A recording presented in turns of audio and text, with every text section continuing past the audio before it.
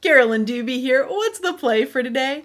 Today, it's all about stencils because I've just released some new designs over at StencilGirl Products. And I've either released 2 stencils or 24 of them, depending on how you want to do the math. Let me explain that. The first one is called Arches, and not only do you get the stencil, but you also get all of the masks that come in there. So it's a total of 21 pieces that come with that. So that's how the number gets up pretty quickly, right? And then the other one is called Towers of Arches. And it comes looking like this, but when you cut it apart, you've got 3 of these arches here to play with. Now, what can you do with those? Oh, I'm sharing that with you in this video.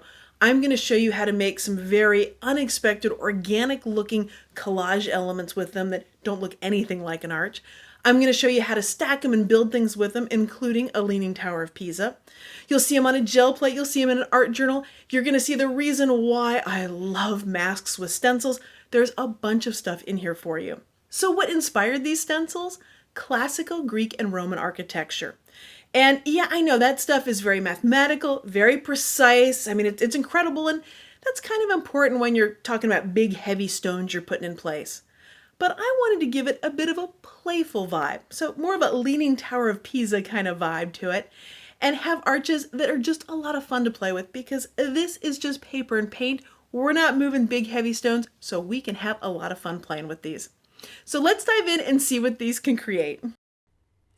When you get your arches stencil, it'll look like this. All the masks are still attached, and all you have to do is cut them apart at their little connecting points. And what's the best thing to cut them apart with? Should you use little scissors? Should you use a craft knife?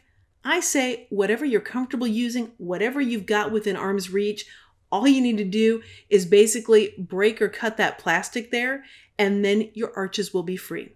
For me, the scissors were closest and easiest, so that's what I went with here. And after you do that for one, then you just go through and do that for all the rest of them. And now you have 20 masks and a stencil. For Towers of Arches, when you get this one, cutting it apart is, well, the same kind of thing. I guess a little different, but basically the same thing. Those little bits of stencil that are holding it in place, you just bring your scissors along, snip them along those, and then when it's free, you have your Tower of Arches. And again, craft knife or scissors, whatever you're most comfortable with will get the job done. One of the perks of a stencil and mask set is it gets to take the guessing out of stenciling. I am testing out here using the masks where I want 3 arches on this gel print before I'm committing with any kind of paint. Once I've got them where I want them, then I can bring the stencil in and I can line it up right on top of it. And once you've got it right on top of that mask, hold the stencil in place and then pull the mask away. And now when you stencil, it will be in the exact spot that you want it to be. No guessing involved. Now you might have noticed that I had to flip the stencil over when I was trying to line it up because these arches are hand-drawn. They are not perfectly symmetrical. So that means you might have to check either side of the stencil to see where it lines up perfectly on top of the mask that you're using. The stenciling that I'm doing here is very loose, very fast stenciling. But yet, I'm going to get a nice straight line with this. And there are 2 reasons why. One is I'm using a heavy body or thick paint. That really helps to keep the paint from running underneath. And then the other thing that I'm doing is I'm going in an up and down motion with that cosmetic sponge. It's not a fancy cosmetic sponge. It's the kind of thing from a drugstore, but it's the going up and down with it. That's the part that makes it not run underneath, along with having a really thick paint. Now this is me just holding the arches in place. What if you want to tape them down to make sure they really stay exactly where you want them? Here on this art journal page, as I'm getting the arches exactly where I want them, I don't want them to wiggle at all. So what I'm going to do is just take a really skinny piece of painter's tape and I'm going to tape each one of them down. You can also use any kind of repositionable tape, a little bit of washi tape, whatever you've got, just enough to kind of hold it in place. But you don't want to push the tape down really hard because once you get the stencil in position, you're going to lift up that arch and pull it away.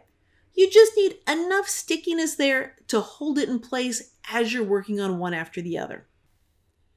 Now, the reason why I wanted to tape these was because I really wanted them positioned in that arc, that little arch going along, that little messy line that I have on the page. And I knew when I went to do one, say on this side, I was gonna knock all the other ones over there off their chosen spot. And I didn't want that to happen, because that would have been a crisis of monumental proportion. I mean, those 20 seconds, 30 seconds it took me to get them in position, that is time that I just could not afford to spend again should I knock one of them loose. The impatient part of me was definitely in control when I was making this art journal page. What you've seen so far are the arches just being used by themselves, but you can combine them, you can adjust them, you can adapt them just by how you position that stencil. Let me show you what I mean as I build the Leaning Tower of Pisa. I'm going to start by stenciling the 3-arch arch here. And then once I've got that done, I'm going to go right on top of it with the exact same thing, but I'm going to slant down the right side just a little bit. That's just going to give it a little bit of a lean. When I come in for this next one, I want you to notice how I've kind of scooted it down and also to the right, so you can see some of the black from the arch before it. By scooting it down, I've basically made these arches a little bit shorter than the ones below it. And you can control how much you scoot it down for how tall or how short you want it to be. So now I've got these 4 sets on here, these 4 sets of arches, and it's got that lean to it. But now I want to put a little something on top of it. So I'm going to come in with a 2-arch arch. And this one, I am only going to do a little bit of it. I'm not doing the whole thing. I'm going to use the ever fancy Post-it note here to just protect off the part of this arch I don't want to use. Another way that you can use these is in combination with the Towers of Arches. I'm going to take one of the Towers of Arches masks and set it here on this gel press plate. And then I'm going to add to it. I'm going to continue on the arches using the masks. And because I'm doing this on a gel plate, I can test out where they're going to go before I'm making any big commitment with paint. Because some days it really does feel like a big commitment to put that paint on there. And I'm probably not the only person out there that feels that way. Let me know in the comments if that kind of thing ever happens to you. The gel press plate grabs the masks here. It is holding them in place so they're not going to move when I brayer that paint on top of them. That's why you saw me push the mask down to make sure that I had great contact with the plate and it was going to hold them in place. Now to remove all of these, you can use your finger or something like the edge of a palette knife to pull each one of them up. And this is the trickiest part, is to figure out where they all are and then grab them and pull. Obviously I've missed one over here on the right, but now it looks like I've gotten them all. And once the masks are off, then you're going to put your paper on there and make sure you've got good contact between the paper and the paint. And when you lift up your print, you'll have an entire city of arches. Now let's play around with this stencil and get a very different kind of look. A look that doesn't look like it has any arches in it whatsoever. All of these organic looking shapes, they were made with the Arches stencil. I've got a piece of old book text here that I'm going to use. And I'm going to pick one of the arches and just stencil it here. I'm going to blot off any damp paint before I go to the next part.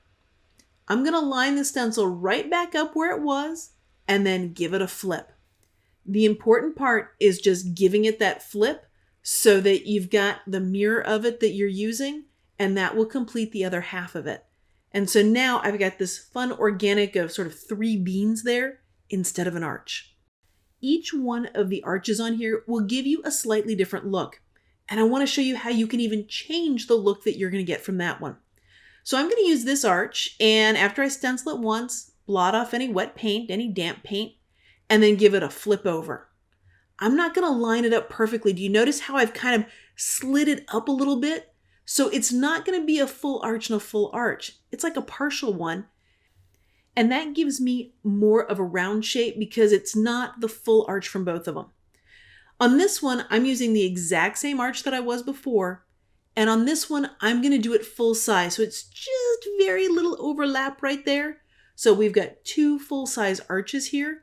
And you're going to see how that's more of an oval shape. Rounder is shorter. Oval is the actual full-size shape of it. These shapes have a wonderful organic feel to it. But let's take this Arches stencil and give it a very modern art kind of vibe. When you have a stencil, you can use all or part of it. You have that complete and total freedom. And thanks to the all-powerful Post-it note there, this arch is taking on a very different look. Be it a J, a hook, or a very contemporary kind of vibe, it's definitely looking different. The tops of these were clamoring to me to have something resting, balancing on top of them. So that's why I took some of the shorter, wider arches and put them up there. Now, once these were here, I wanted to add some other elements to this, but not necessarily an arch. I wanted a bunch of wide lines.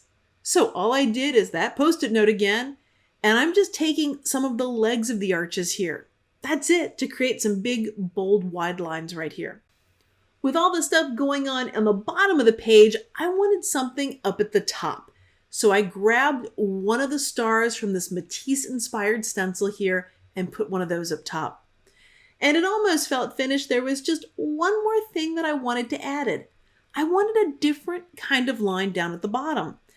But I didn't want a straight line, so I decided to make sort of some big, wide squares.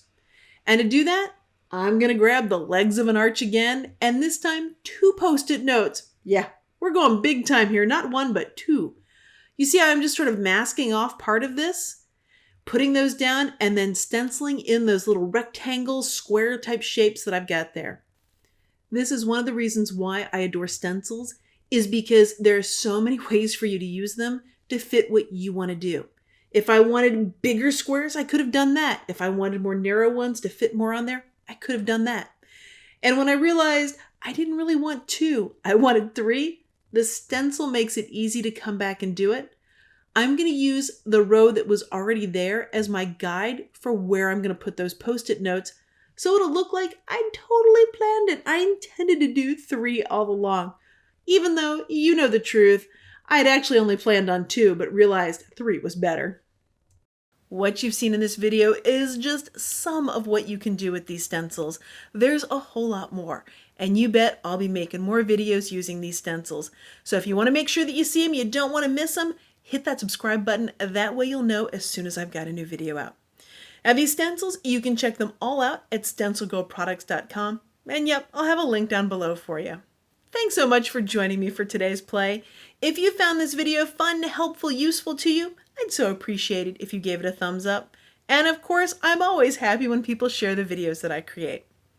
Well, again, thank you for being here, and thank you for letting me be a part of your colorful journey.